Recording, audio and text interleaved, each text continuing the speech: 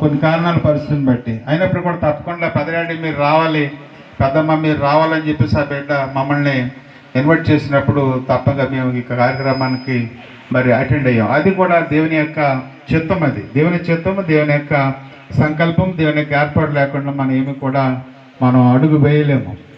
మరి ముఖ్యంగా మీకు చెప్పాల్సింది ఏమిటంటే, నాకనగా మా కుటుంబానికి అనగా కొండలింగంపర్తి గ్రామం అంటే చాలా చాలా ఇష్టం అండి. ఒకసారి చప్పట్లు కొట్టండి. ఒకసారి చాలా ఇష్టపడే గ్రామం ఇది. కొండలింగంపర్తి వెళ్ళాలి, కొండలింగంపర్తి గ్రామం అంటే చాలా ఇష్టం. చాలాసార్లు నేను ఈ యొక్క గ్రామానికి వచ్చాను. మా తమ్ముడు నాగేశ్వరరావు దాన్ని తీసుకుని వచ్చి ఈ గ్రామంలో చాలామందిని కూడా పరిచయం చేయడం జరిగింది. అందుని బట్టే మరి మనోహర్ రాజు యొక్క బిషప్ గారిని కూడా మా యొక్క సంఘానికి మేము పిలవడం జరిగింది. ఏది ఏమైనప్పుడు కూడా మా తమ్ముడు నాగేశ్వరరావు సాల్మన్ రాజు మన మధ్యలో లేకపోయినప్పటికీ తను ఈ లోకంలో జీవించినంతకాలం కూడా ఈ సంఘంలో సంఘ పెద్దగా ఉండి ఆయన పరిచర్యలో చక్కగా మరి వాడబడి ఆయన ప్రభు యొక్క పిలుపు అందుకుని ఆయన యొక్క లోకాన్ని విడిచి వెళ్ళడం జరిగింది. ఈ లోకయాత్ర ముగించడం జరిగింది. బిడ్డలు కొన్ని సందర్భాల్లో బాధపడ్డారు. ఆ పెద్దరాడి మరి అమ్మ లేదు, నాన్న లేడు, మరి ఏంటని చెప్పేసి బిడ్డలు అన్నప్పుడు మేము ఒకటో చెప్పాము, బాబు మరి దేవుడే మనకు గొప్ప దేవదేవుడే ఉన్నాడు, ఆయన తప్పకుండా మీ కుటుంబాన్ని మిమ్మల్ని ఎప్పుడు విడిచిపడని చెప్పాం. ఆ రీతిగానే బిడ్డలు ప్రభువుల ముందు సాగిపోతూ ఉన్నారు.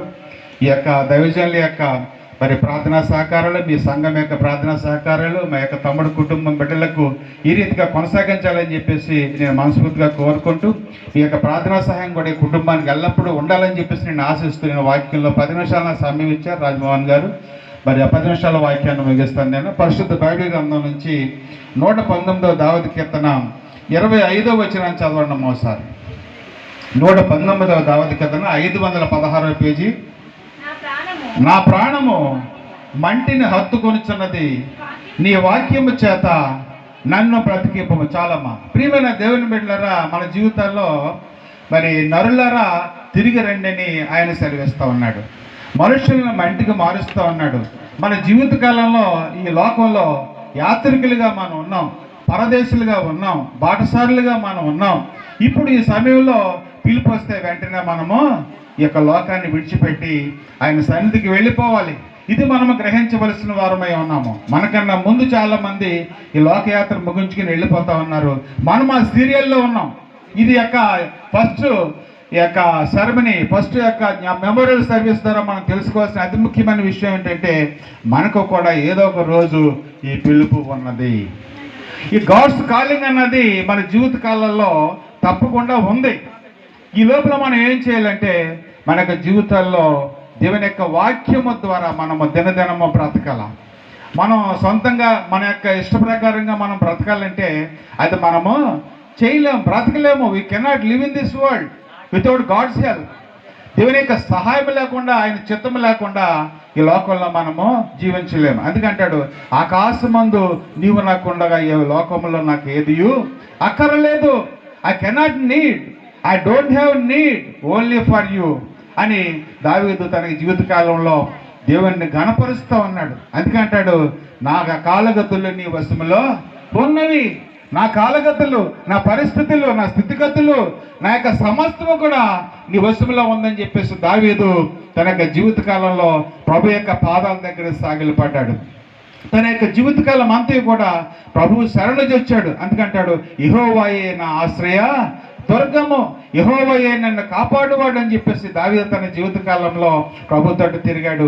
తన ప్రాణము యెహోవాను హత్తుకొని ఉన్నట్లుగా ఇక లేఖన భాగంలో మనం చూడగలుగుతా ఉన్నాము. అందుకంటున్నాడు, నా ప్రాణము మంటిని హత్తుకుంది, నీ వాక్యము చేత నన్ను బ్రతికించు దేవా అని దావీదు ప్రార్థన చేస్తూ ఉన్నాడు. ప్రియమైన దేవుని బిడ్డలారా, మన జీవితకాలంలో కూడా మనం ప్రార్థన చేయాల్సింది ఏమిటంటే, ప్రభువా ఇదిగో తండ్రి నాయనా, నీవు నన్ను బ్రతికించకపోతే ఒక్క క్షణమైన యొక్క లోకంలో బ్రతకడానికి I cannot have anything without leave you in this world. మన జీవితాల్లో ప్రభు కొరకు మనము మరి జీవించడానికి ప్రభు యొక్క వాక్య ప్రకారము మనం ఆధారపడి, అందుకంటాడు, నీ వాక్యమైన పాదములకు దీపము, నా త్రోవకు వెలుగునై ఉన్నది. అందుకంటాడు. మరొక లేఖన భావం చూద్దాం ఒకసారి. అమ్మా 50వ వచనం కూడా చదవండి ఒకసారి.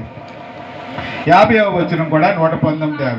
నీ వాక్యము నన్ను బ్రతికించి ఉన్నది, నా బాధలో ఇదే నాకు నెమ్మది కలిగించు ఉన్నది. ప్రేమ దేవుని బిడ్డలారా, వాక్యము word of God according to the Bible ఎప్పుడైతే మనం వాక్య ప్రకారంగా మనం జీవిస్తూ ఉన్నామో ఆ వాక్యం మనల్ని బ్రతికిస్తుంది, మన బాధలో నెమ్మది కలిగిస్తుంది. ఏ ప్రాణమైతే మంటిని హత్తుకుంటూ ఉందో ఆ యొక్క ప్రాణాన్ని మళ్ళీ తిరిగి మన యొక్క జీవితంలో ఆయన మనకు దయచేయడానికి, ఆయనకు వాక్యము ద్వారా మనం నిత్యం బ్రతకడానికి దేవుని యొక్క వాక్యం మనం ఎల్లప్పుడూ ధ్యానించే వరంగా మనము ఉండాలి.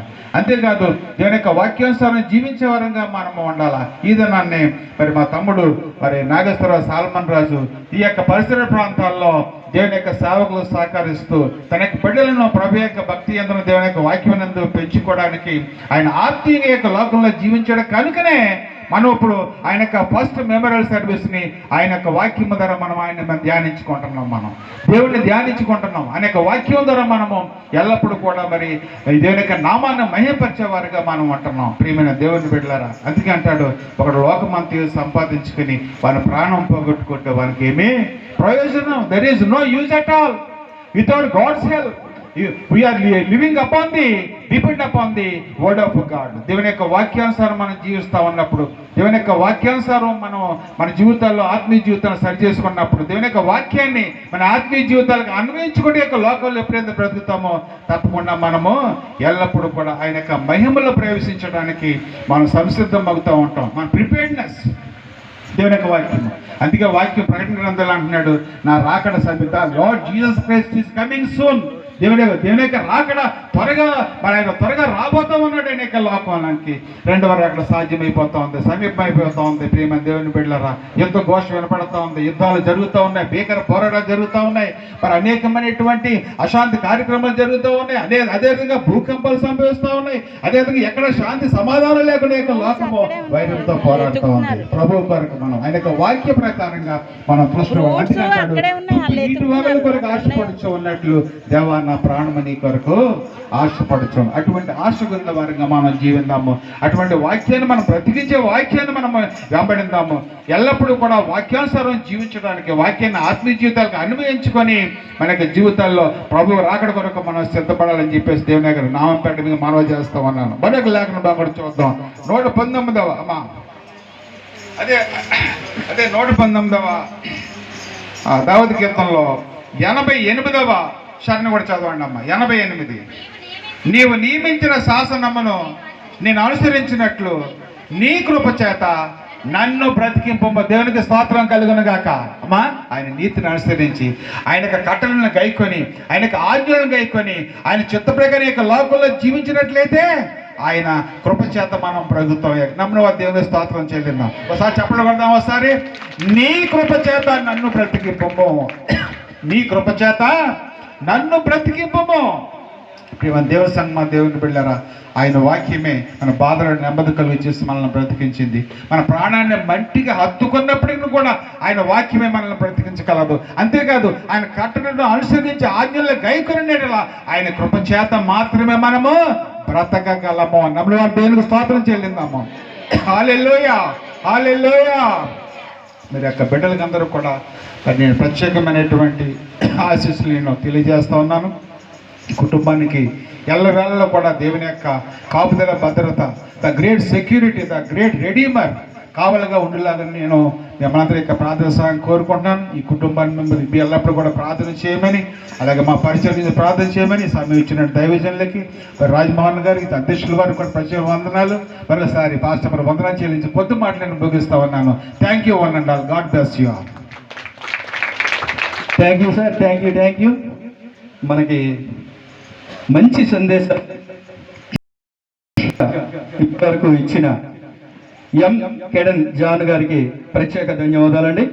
మరి మన మధ్య స్థానిక దేవజనులు మన ప్రేమమూర్తయ్య గారు వచ్చి ఒక 5 నిమిషాలు మీరు వాక్యం చెప్పాల్సిందిగా కోరుచున్నాం.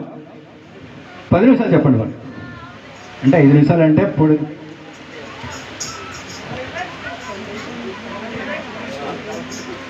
దేవుని స్తోత్రం. హల్లెలూయా, హల్లెలూయా. మొట్టమొదటిగా క్రీస్తు పరిచర్య అధ్యక్షుల వారికి, హెడ్ పాస్టర్ గారికి, పాస్టర్ వారికి వందనాలండి. స్థానిక సంఘ పెద్దలకు, ఉప సంఘ పెద్దలకు వందనాలండి. మూడవగా ఈ కూటమి ఏర్పాటు చేసిన కుటుంబానికి వందనాలు. అందరి మనం అందరినీ వారు పిలిచారు కాబట్టి మనం వచ్చాము. దేవుని స్తోత్రం.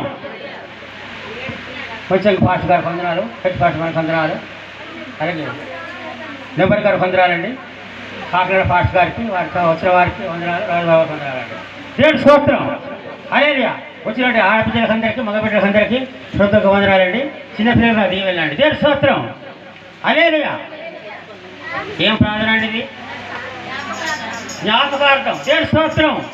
జ్ఞాపకార్థం. జ్ఞాపకం చేసుకుందాం. మనం ఎవరిని జ్ఞాపకం చేసుకోవాలా?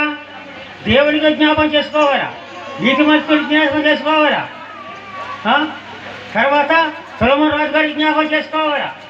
తర్వాత మనం జ్ఞాపకం చేసుకోవాలా? దేవుని స్తోత్రం. జ్ఞాపకం చేసుకోవాలండి. జ్ఞాపకం. విలాపవాక్యం తీయండి ఒకసారి. 3:19.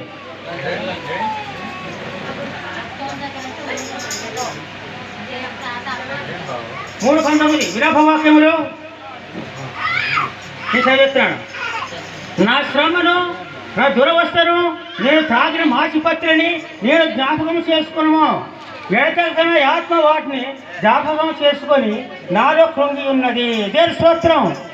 ప్రభువు చెప్పిన మాట అండి. ఇది ఎప్పుడు రాశారు? యేసుక్రీస్తు